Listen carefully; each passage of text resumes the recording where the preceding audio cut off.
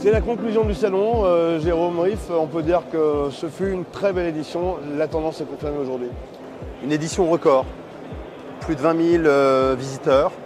Des exposants qui vont bientôt s'apprêter à démonter, qui sont ravis, qui ont passé une excellente édition. Et une journée très intense avec 2 conférences et aussi un job dating. Et puis on a eu aussi les trophées Montagne Planète et on a eu la visite de Dominique Faure, ministre délégué aux collectivités territoriales. C'est ce que nous allons retrouver tout de suite en images pour le résumé du jour. Cette économie de la montagne qui fait vivre beaucoup de nos concitoyens dans nos beaux territoires, eh bien, c'est elle qui va nous permettre d'investir dans la transition écologique.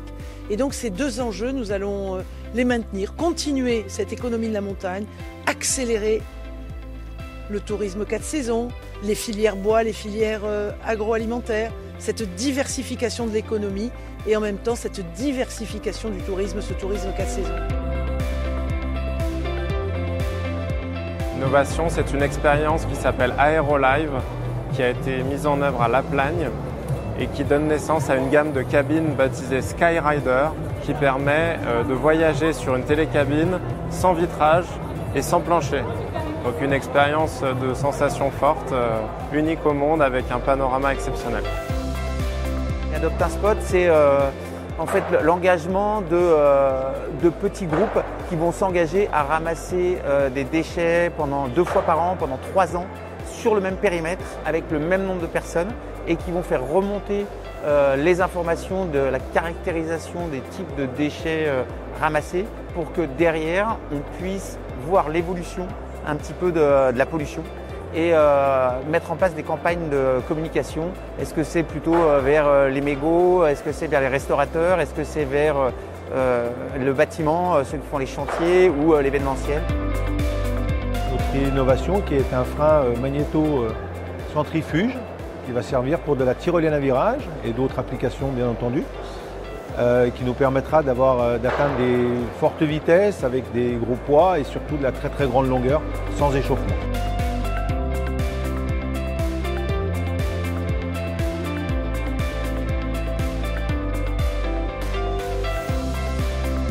On a plus d'une vingtaine d'entreprises présentes aujourd'hui, entre 200 et 300 offres.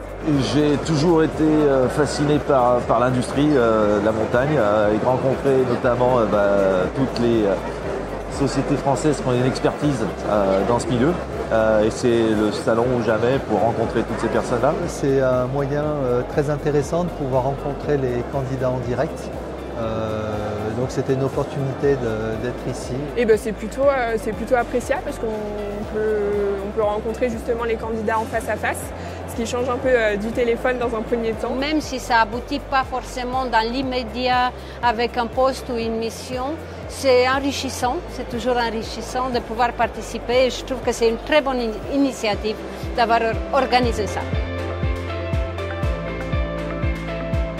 C'est toujours intéressant de discuter avec d'autres professionnels du tourisme, de voir quels sont les indicateurs qui suivent, comment ils s'y prennent pour toujours aller plus loin dans la satisfaction client.